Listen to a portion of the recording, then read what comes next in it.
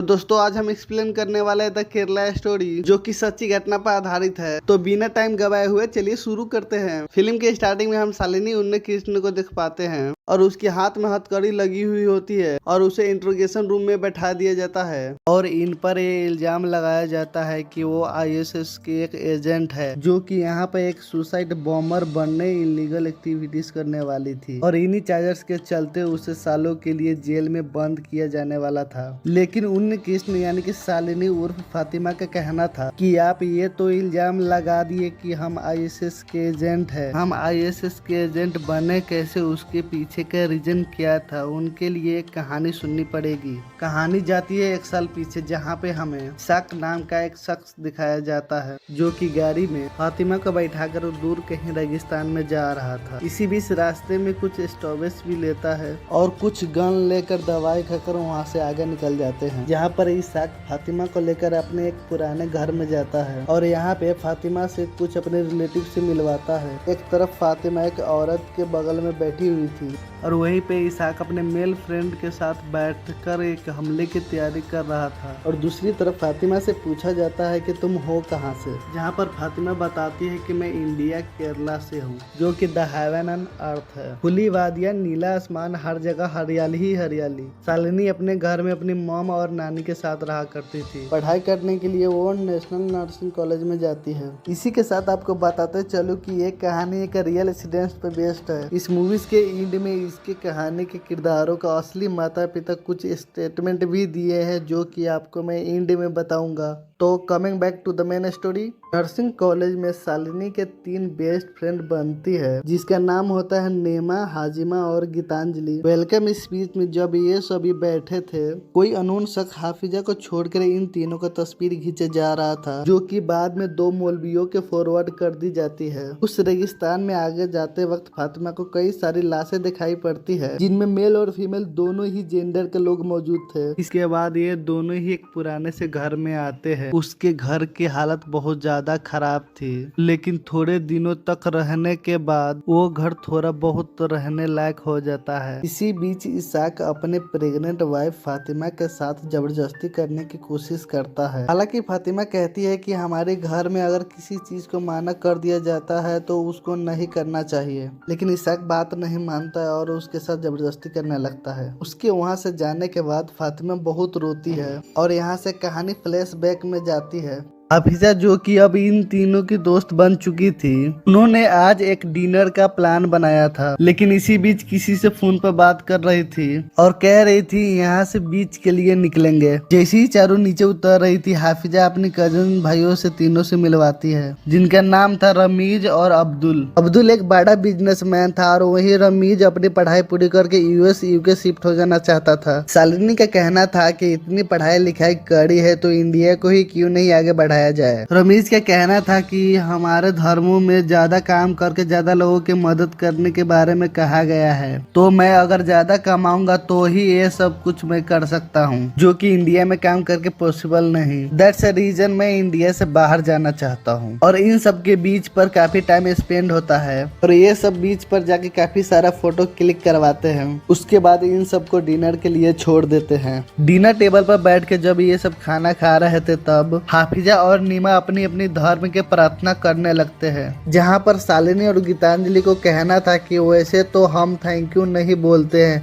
लेकिन फिर भी खाना खाने के बाद थैंक यू जरूर बोलते हैं। इसी बीच रमीज और अब्दुल आ जाते हैं और वो भी ज्वाइन कर लेते हैं। उसके बाद एक अच्छा डांस भी होता है और यहाँ शालिनी उन पलों को जीती है जो कभी सोचे थे घर से बाहर निकल के बड़े लाइफ इसी तरीके से जीने से बेहतर बन सकती है। खैर वो सब तो उसे एक जाल में फंसाने का एक छोटा सा हिंट था, जिसे आम भाषा में माइंड वॉश भी कहा जा सकता है। इसके बाद ये सब घर जाने लगते हैं, रास्ते में आपस में बात करने लगते हैं। यहाँ पर हाफिजा को कहना था कि तुम लोग अल्लाह को नहीं मानते तो अल्लाह तुम्हें नर्क की आग में जला देंगे। उसकी आग धरती की आग से 70% ज्यादा भयंकर होती है। हाफिजा के अकॉर्डिंग सभी को इस्लाम फॉलो करना चाहिए, नहीं तो खुदा के कहर कब किसी पे बरस जाए किसी को पता नहीं। वहीं अगले सीन में हम मौलवियों को देख पाते हैं, जहाँ पर हाफिजा अपने दोनों कजन भाइयों रमीज और अब्दुल के साथ आई हुई होती है, जहाँ ये दोनों कहते हैं कि दोनों लड़कियों से कनेक्शन बढ़ाओ, बातचीत बढ़ाओ, यानी कि इसकी कनेक्शन को आगे तक लेके जाओ। जरूरत पड़े तो फिजिकल रिलेशन भी बनाओ। और अपनी दोस्ती को यूं मजबूत करने के लिए हाफिजा इन तीनों को ईद पर बुला लेते हैं, जहाँ पे ये सब साथ में बैठ के खूब टाइम स्पेंड करते हैं।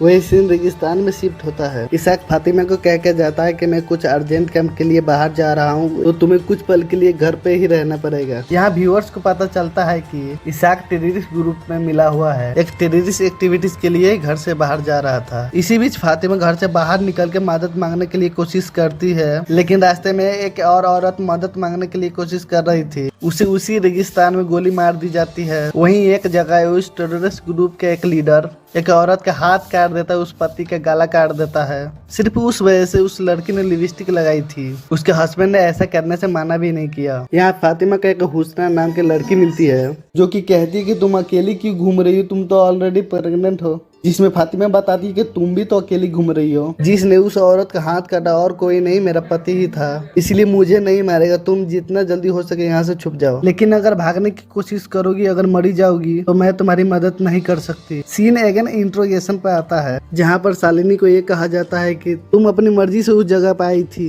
तो हम तुम्हारा विश्वास कैसे करें कि तुम जो भी बोल रही हो सच बोल रही हो। जिस पर शालिनी को कहना था कि हमें एक ऐसी दवाई दी जाती थी जिसे हम दवाई नहीं ड्रग्स बोल सकते हैं, जो कि हमारा माइंड वॉश जितना जल्दी हो सके कर रही थी। उसे लेने पर मैं हर किसी बात पर विश्वास कर लेती थी, जो भी वो कहते थे हम उसे सच मान लेते थे। यहाँ पे हम एक शख्स को दवाई को बेचता हुआ भी देख पाते हैं। इस दवाई को खाने के बाद हमें भूख प्यास नहीं लगती, नींद भी नहीं लगती, और हमेशा अपने मकसद की ओर खड़े रहते हैं, यानी मिशन की तरफ मन लगा के काम करते हैं। अब आपको यही पे क्लियर कर देता हूँ इसके मिशन क्या है। बेसिकली ये टेररिस्ट ग्रुप कम लड़कियों को जाल में फंसाकर सुसाइड बमर बनाकर पब्लिक में भेज देना चाहते थे। ये वो पब्लिक होती थी जो धर्मों के नहीं मानते थे। अगर किसी लड़की को चूज कर लिया गया है, वो तो दोनों तरफ से ही खत्म है। अगर इनके साथ आ गई तो सुसाइड बमर बन के मरेगी, अगर नहीं आई तो लड़कियों के साथ क्या क्या करते हैं वो आपको मैं आगे बताऊंगा। यहाँ सीन शिफ्ट होता है हाफिजा की तरफ, जो की किसी को कॉल करके बताती है वो तीनों लड़कियां निकल चुकी है मार्केट में। जैसे ही तीनों लोग शॉपिंग करने लगते हैं, कुछ लड़के आके लड़कियों के साथ छेड़खानी करने लगते हैं। वहाँ पे एक नहीं दो नहीं 5-5 लड़के आके लड़कियों को घेरा बना लेते हैं, कपड़े सब फाड़ देते हैं। वो लड़के कहते हैं जहाँ मन तहाँ हाथ लगाऊंगा मैं। वहीं पे एक औरत आके तीनों को चंगुल से छुड़ा देता है। घर आके हाफिजा तीनों पर बहुत चिल्लाती है, कहती है कि हमारे धर्म में कभी देखा है लड़कियों को रेप हुआ है, चाहे कुछ भी हुआ है, अगर सेफ्टी पाना चाहती तो मुंह में घूंघट तान के चलो। हाफिजा को कहना था तुम्हारे भगवान शिव वाइफ की डेथ हुई थी तो वो इंसानों की तरह रोए थे। तुम्हारे भगवान कृष्ण जो हजारों लड़कियों के साथ रसलीला करते थे, और तुम्हारे भगवान राम जो खुद अपनी पत्नी तक भी नहीं बचा पाए। तुम्हारे गॉड ही हेल्पलेस है, तब तो आखिर की उम्मीद करे। जिस पर शालिनी को कहना था कि सिर्फ मैं ही नहीं, मेरी तरह 100 करोड़ लोग ऐसे भी है जो इन पे विश्वास रखते हैं। यहाँ पर इनडायरेक्टली इन लड़कियों के माइंड वॉश किया जा रहा था, जहाँ पर इन्हें ये बताया जा रहा था सिर्फ अल्लाह ही है जो प्रोटेक्ट कर सकते हैं, तुम्हारे भगवानों में कोई दम नहीं। अब तीनों ही नए बॉयफ्रेंड रमीज और अब्दुल से मिलने जाती है, जहाँ पे ये तीनों फेक सिंपैथी दिखाते हैं। अगर वो लड़के मेरे सामने होते तो मैं बहुत बुरा हालत करता। हाफिजा रमीज को कहती है कि तुम तो बड़े डॉक्टर बने फिरते हो, जरा तो इन्हें दवाई तो दो। ये वो ड्रग्स है शालिनी, गीतांजलि और नीमा को दे दिया जाता है। कहानी और भी आगे बढ़ती जाती है, इन सब की दूरियां अब नजदीकियां में बदलती जाती है। यह रमीज और अब्दुल शालिनी और गीतांजलि को फिजिकल रिलेशनशिप के बारे में आगे कैसे बड़े बताते हैं। टू बडीज आपस में कबूल हो तो भले निगाह हो या ना हो, इंटीमेट की जा सकती है। And step by step then Geetanjali अपने अपने बॉयफ्रेंड के साथ इंटीमेट हो जाती है।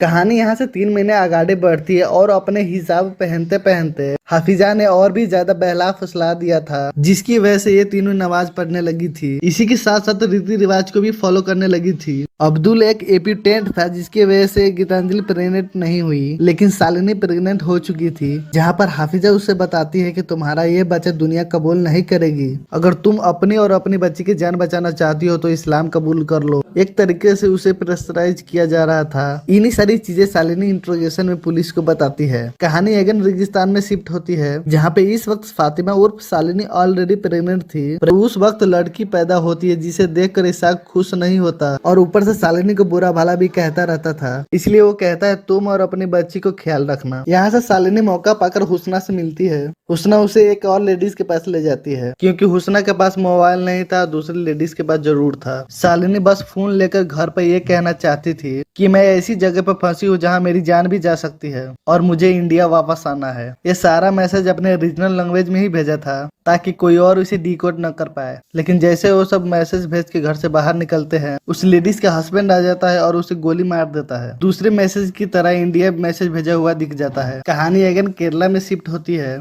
ये उस वक्त था जो ऑलरेडी तीनों का माइंड वॉश हो चुका था। ये सभी अपने घर जाती है और फर्स्ट टाइम गीतांजलि इसी के साथ साथ शालिनी की मॉम देखती है कि हिजाब पहना हुआ है, यानी कि दूसरे धर्म के अपना चुकी है। तो इसकी माँ देखकर बहुत ज्यादा रोती है और परेशान होती है। लेकिन इसकी बेटी को लगता था यही धर्म सबसे बेस्ट है, अगर इस धर्म को फॉलो नहीं किया तो नर्क की आग में जला दिया जाता है सबको मरने के बाद में। इनके पेरेंट्स काफी समझाते हैं, लेकिन ये सब घर को छोड़ देना ज्यादा बेहतर समझते हैं। इन सीडोज के साथ रहकर उनकी बातों को समझना, फिर आके मौलवियों से अपने धर्म को चेंज करवा लेते हैं, यानी कि मुसलमान बन जाते हैं। जहाँ इस वक्त भाग्य लक्ष्मी नाम के एक और भी लड़की थी। शालिनी कहती है कि तुम यहाँ क्यों अपनी धर्म चेंज करवाने के लिए आई हो, जिस पर भाग्य लक्ष्मी कहती है कि मुझे भी एक लड़के से प्यार हो गया है, लेकिन उसकी फैमिली मुझे एक्सेप्ट नहीं करेगी। यही रीजन है कि मैं अपने आप को धर्म को चेंज करवाना चाहती हूँ, क्योंकि मेरा सच्चा प्यार है। सच्चा प्यार के लिए आदमी कुछ भी कर सकता है ना। यानी जैसी कहानी भाग्य लक्ष्मी की थी, सेम वैसी ही कहानी शालिनी की भी थी। बातों को सुन शालिनी फटाफट रमीज को घर जाती है, कहती है कि मैं ऑलरेडी प्रेग्नेंट हो चुकी हूँ, क्या करूँ मैं, मुझे समझ में नहीं आ रहा। जिस पर रमीज कहते ठीक है, थोड़ी दिन बाद शादी कर लेते हैं। और हम यहाँ गीतांजलि को भी देखते हैं कि ड्रग्स लेते लेते उसकी एडिक्ट हो चुकी थी। उसे हर वक्त वो ड्रग्स चाहिए था। उसके नशे में हमेशा अब्दुल से ही बातें किया करती थी, जहाँ अब्दुल उसे मिसयूज करके उसके न्यूड्स पिक्चर मंगवा लिया करता था। एक दिन हद तब हो गई जब हाफिजा ने कहा, तुम्हारे पेरेंट्स अगर तुम्हारी इस बात से खुश नहीं है तो उन्हें इनकार कर दो, नकार दो उन्हें, मतलब कि छोड़ दो उन्हें, हमेशा से उन्हें माँ बाप होने का हक गवा दो। जहाँ पे मूवीज के लिटरली एक ऐसा सीन था जिसने मुझे भी मजबूर कर दिया, गाली दे दो उन्हें। खैर इमोशन पे नहीं जाते, डायरेक्ट स्टोरी पे आते हैं, जहाँ गीतांजलि उर्फ अमीषा अपने पेरेंट्स के सामने आते हैं, जहाँ उसके फादर हॉस्पिटलाइज थे और गीतांजलि अपने फादर के मुंह पर थूक कर जाती है, सिर्फ इसलिए कि वो इस्लाम धर्म नहीं अपनाया था, यानी कि जो उनके धर्म का नहीं है वो काफिर है। ऊपर जाने पर ऑलरेडी अल्लाह उसे दोजे की आग में जलाएंगे। अब यहाँ पे मैं किसी स्पेसिफिकली रीजन, किसी भी रिलीजन को टारगेट करके बुरा भला नहीं कहना चाहता। जो भी कहानी में दिखाया गया सेम आपको दिखा रहा हूँ। नो हेट टू मुसलमान और इस्लाम और Islamic people, just take it at knowledgeable purpose और ओनली एंटरटेनमेंट। बुरे वो लोग नहीं, बुरे वो टेररिज्म ग्रुप है जो कि धर्म की आड़ में ऐसे लोगों से काम करवा रहे हैं, जो कि अपना काम निकलवाने के लिए मासूमों के जान से खेलते हैं। यह सीन शिफ्ट होता है गीतांजलि पर, जिसे अब्दुल का कॉल आया था और वो उसे सीरिया चलने के लिए कहते हैं।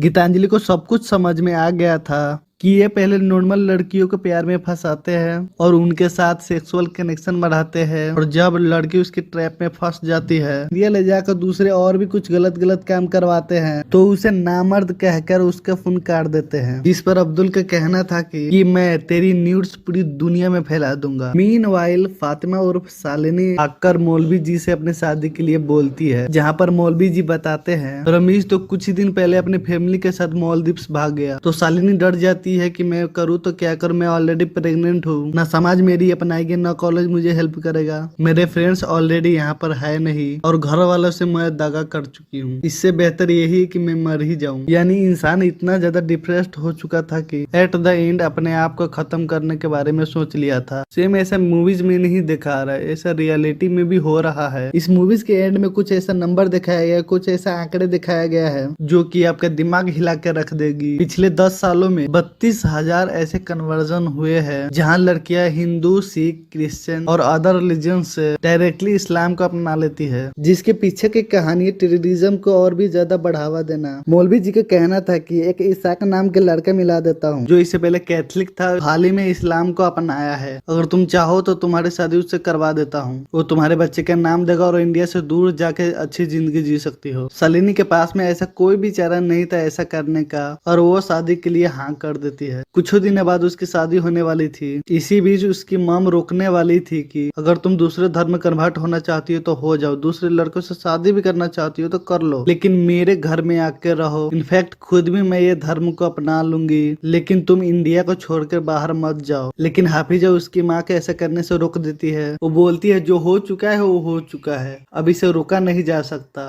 ये बात शालिनी के मॉम गीतांजलि को बताती है, क्योंकि गीतांजलि समझ चुकी कि मुझे ऐसा नहीं करना है, लेकिन वो कुछ नहीं कर सकती, अपने दोस्त के लिए बहुत रोती है। इसी बीच ये न्यूज आती है कि नर्सिंग कॉलेज में पढ़ने वाली लड़की की न्यूज वायरल हो चुकी है, जहां बांग्लादेश, पाकिस्तान, सिंगापुर से आए कुछ फोटो की वजह से। अब तो गीतांजलि के फोन में सारे फोन बजने लगे थे फैमिली से रिलेटेड। इसी के साथ फ्रेंड का कॉल आने लगता है। गीतांजलि समझ चुकी थी कि उसी का पिक्चर है। एट द एंड उसे सुसाइड होने से मजबूर होना पड़ रहा है। ये सारी बातें इंट्रोगेशन के वक्त शालिनी पुलिस को बता रही थी। कहानी सिर्फ यही नहीं रुकी थी। इसी के साथ इसकी दूसरी फ्रेंड नेमा, जिसे भी और भी दूसरे लोगों ने कांटेक्ट किया, अपने धर्म में शामिल होने के लिए कहा, लेकिन उसने ऐसा करने से मना कर दिया। तो उसकी ड्रिंक्स में उसने ड्रग्स मिला दिए, जिसके बाद उसे घर में ले जाकर डेली 18 से 20 लोग उसे रेप किया करते थे। ये सीन को देखकर सचमुच मेरी खुद की रूह कांप गई कि अपने मिशन को कामयाब बनाने के लिए ये लोग किस हद तक गिर सकते इसकी कोई सीमा नहीं। फिर सीन शिफ्ट होता है फातिमा की तरफ, जिसे उन्हें लड़कियों के बीच में बैठा दिया जाता है, जिसे सुसाइड बमर बनाई जाने वाली थी। अगर कुछ लड़कियां माना करती तो उसे सेक्स लीव बना दिया जाता। एक ही लड़की के साथ कई बार सेक्स किया जाता, यानी कि दोनों तरफ से मौत। अगर हाँ बोल दो तो लोगों के बीच में बम से फटो, अगर ना बोल दो तो हर रोज मरो। नेक्स्ट डे से बम प्लानिंग के लिए सीरिया के बॉर्डर तक ले जाया जाता है, जिसके बाद अगर वहाँ से निकल गई फिर इसका बच के इंडिया आना नामुमकिन था। शालिनी को ये बात पता थी बॉर्डर पर यूएस आर्मी भी मौजूद रहती है, तो जैसे तैसे वहाँ से भाग के निकल जाए तो पुलिस उसकी मदद कर सकती है, तो वो ऐसा ही करती है। उसी के साथ उसकी दो फ्रेंड भागने की कोशिश करती है, लेकिन ये टेररिस्ट रास्ते में ही गोली मार देते हैं। और इसमें इसाक भी शामिल था जो इसके पीछा करता है, मगर वहाँ से छोटे पहाड़ों के बीच में भागती हुई शालिनी बच के निकल ही जाती है। 17 घंटों के बाद में यूएस ड्रोन उसे ट्रैक करता है और वही सीन दिखाया जाता है जो शुरुआत में हम सबको दिखाया था। शालिनी कहती है कि आप मुझे इंडिया भेज दीजिए, मेरे पास में सॉलिड प्रूफ्स है, मैं उन सभी को जेल के पीछे करवा सकती हूँ। फिलहाल पुलिस वाले के पास शालिनी के लिए कुछ भी सबूत नहीं था और ऊपर से उसकी सारी चीजें उसके खिलाफ थी। पहली चीज ISIS के साथ में 1 साल की ट्रेनिंग ली, ऊपर से खुद के मर्जी से इंडिया को छोड़ा और उन टेररिस्ट एक्टिविटीज के बीच रही जो इनलीगल काम करते हैं, और इन्हीं सब चीजों के लिए वहाँ के जेल फैसिलिटी में भेज दिया जाता है। वहीं पर अपने मॉम को फोन भी करती है और बोलती है कि मैं जितना जल्दी हो सके कोशिश करूंगा इंडिया वापस आने की, लेकिन ये नहीं बताती कि उसके साथ क्या क्या बीता। जेल में जाने के बाद अपनी जैसी कई सारी लड़कियां मिलती है जो कि इन्हीं चीजों पर सताई हुई थी, और फिलहाल के लिए शालिनी की यही जिंदगी थी।